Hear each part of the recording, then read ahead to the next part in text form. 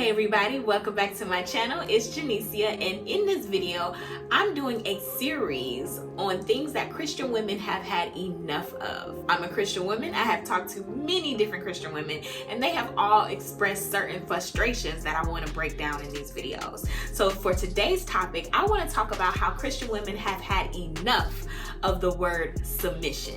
In today's world, the word submit is literally like a curse word. It causes neck rolls, altercations, and a long list of telling someone various ways of why women are not slaves. And it's not just Christian women who are tired of the word submission. Women in general are tired of the word submission. I personally have never had a problem with the word because to me, everything in life has order to it. Think about it. The opposite of order is disorder, chaos, confusion, mess, mismanagement, and imbalance. So think about that for a second. Do you want to live in disorder, in chaos, in confusion, in mess, or mismanagement, or in imbalance? Of course you do not. Nobody does. Somebody do. But the normal person does not want to live in all that confusion.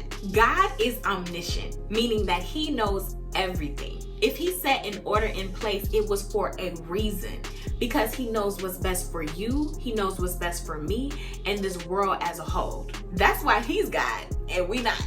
That's why he said, wives, submit to your husbands as unto the Lord. He obviously created an order that works. And it works whether we understand it or not.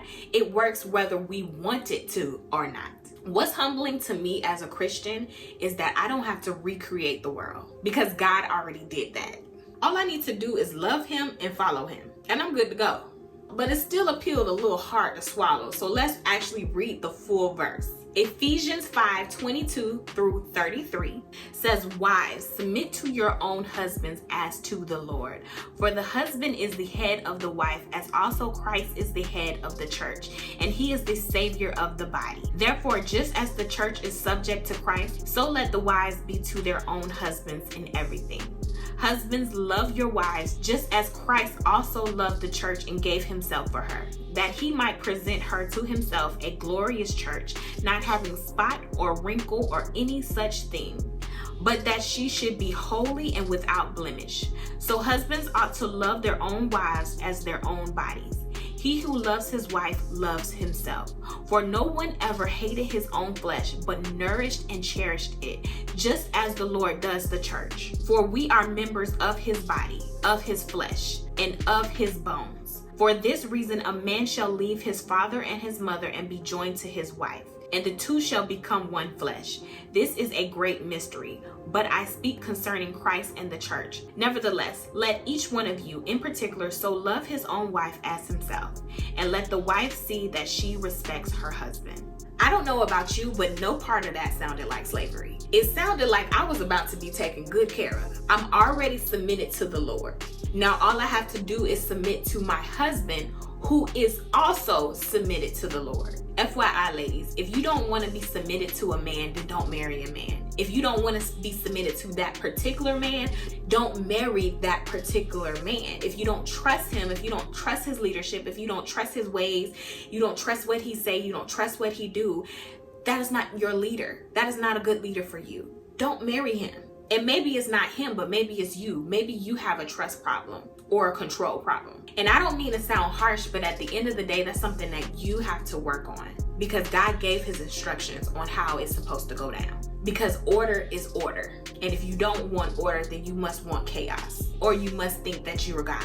Okay, singleness can be quite a struggle, right? Sometimes you're tired of waiting on God, you're tired of waiting on having sex, and you're tired of all these thoughts going in your head that you're going to be alone. Why is everybody else in love and you can't find the right one? I understand what that was because I went through every single one of those challenges and God put me through. I learned so much along this journey and I want to share it with you. So I created a whole course for single Christian women who are ready for marriage and they need to navigate singleness. And what's different about this course is that we're doing it God's way. There's many other people out there who can teach you how to, you need to do this, you need to do that. But God has a specific way in order in which you can prepare your heart, your mind, your body, and everything for that right man. So I'm gonna be real, I'm gonna be honest, and I put it all in one course just for you. So if you're tired of struggling and you don't want to do this alone, go ahead and click the link down below in the description box, and let's get back to the video.